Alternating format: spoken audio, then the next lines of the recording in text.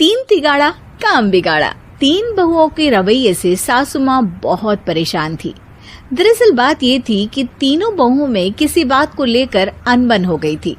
तब से ही तीनों एक दूसरे से मुंह फुलाए रहती थी।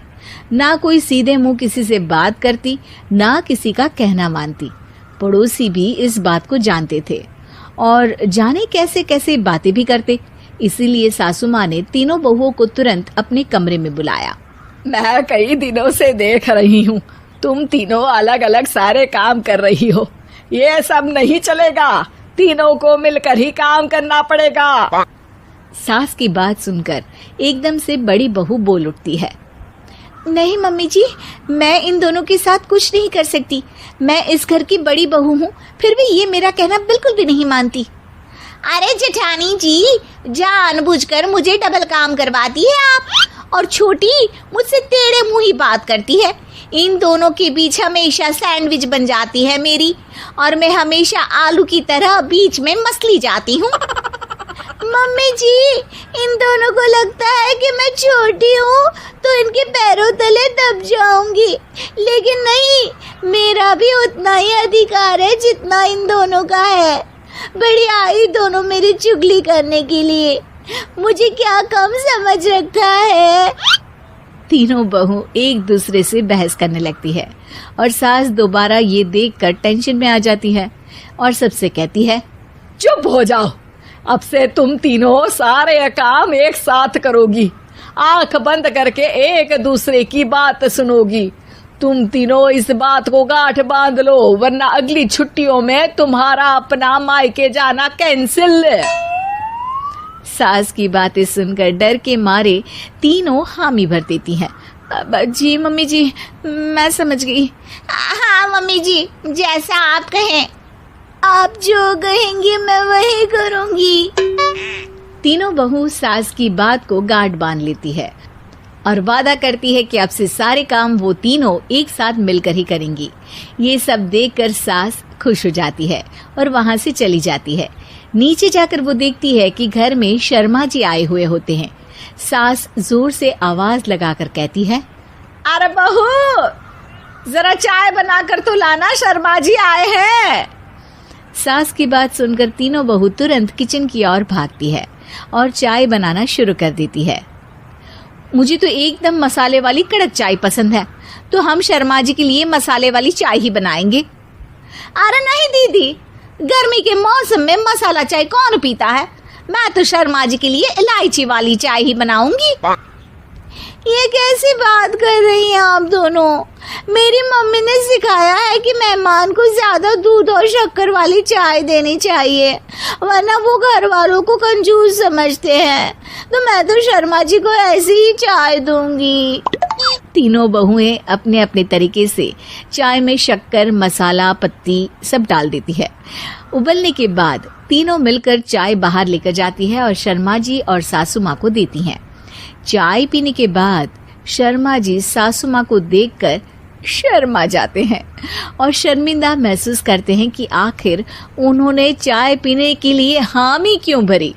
सासू माँ भी चाय पीना शुरू करती है और कहती हैं, अरे बहू, ये कैसी चाय बनाई है? चाय है या मीठे दूध की बासुंदी? हाँ, चाय अच्छी नहीं लगी क्या?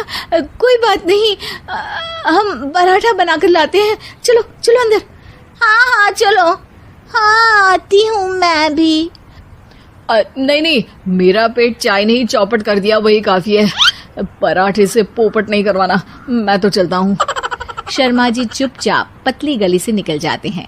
अगले दिन सास बहुओं से कहती है, अरे बहू, जाओ जाके ऊपर के गेस्ट हाउस की सफाई कर दो। कल हमारे यहाँ मेरे दूर के रिश्तेदार आने वाले हैं, तो पूरे कमरे को चमका देना, समझी? तीनों बहू सास की बात को मानकर ऊपर सफाई करने चली जाती हैं और तीनों कमरे की सफाई चालू कर देती है।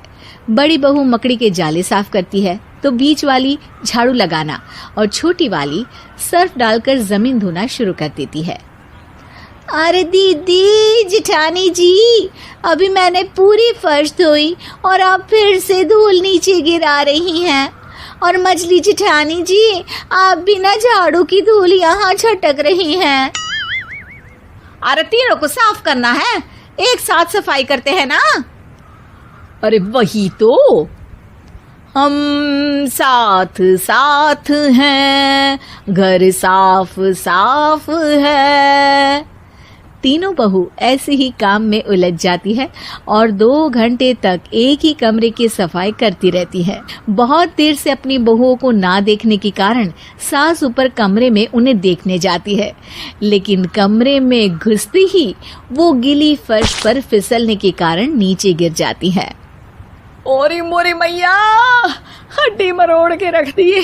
आए मेरी तो कमर ही टूट गई रे। तीनों बहुएं सास को उठाती हैं और बिस्तर पर सुला देती है। अरे मेरे हाथ पैर दर्द कर रहे हैं, दबा दो, आराम मिलेगा। हाँ जी माँ जी। अरे जी माँ जी, जी माँ जी। और तीनों बहुएं एक साथ सास के हाथ को दबाना शुरू कर देती हैं।